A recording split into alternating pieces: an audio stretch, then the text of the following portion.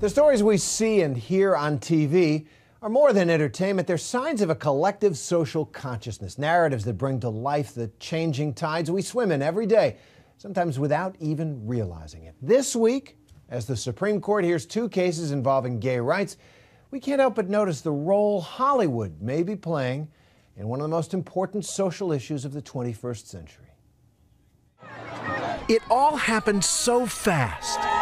As the great debate over gay marriage arrives at the Supreme Court, the astonishing thing is how much the country has changed.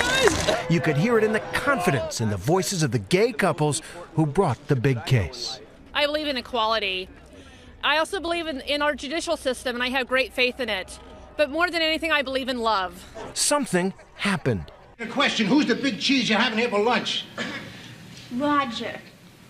Roger the fairy? All right. Let's not go. Did you hear that, Edith? You know who they're bringing around here for lunch? Roger, sweetie pie Roger. All right. It wasn't that long ago that bigotry against gay Americans was open and accepted as All in the Family dramatized and challenged. Just because a guy is sensitive and he's an intellectual and he wears glasses, you make him out a queer. I never said a guy who wears glasses is a queer. A guy who wears glasses is a four eyes. A guy who's a fag is a queer. If he turned on his old TV set today, Archie Bunker would be horrified.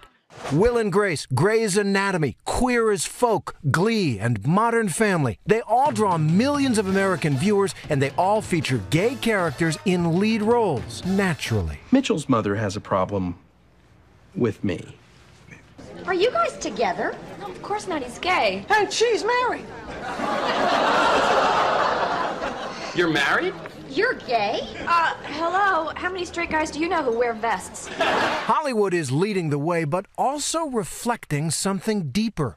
Our ABC News poll shows 58% of Americans now support legalizing gay marriage. In just a few years, a complete turnaround. In 2004, just 32% favored it. Politicians know what that means. From President Obama, I think same-sex couples should be able to get married, to Hillary Clinton, I support marriage for lesbian and gay couples, to Ohio Republican Senator Rob Portman. I now believe that people ought to have the right to get married. There's a stampede of support for gay marriage at the highest levels. Big business senses it too. My husband's bringing me a drink right now. So is mine. But businesses, politicians, even pop culture landmarks don't make change. People do. I think people started telling their stories. Jeff Zarillo and his partner Paul Katami are among the plaintiffs who brought the big case in the Supreme Court. It's when we started talking to our families and we start talking to our friends and our neighbors and our coworkers and people that we go to school with.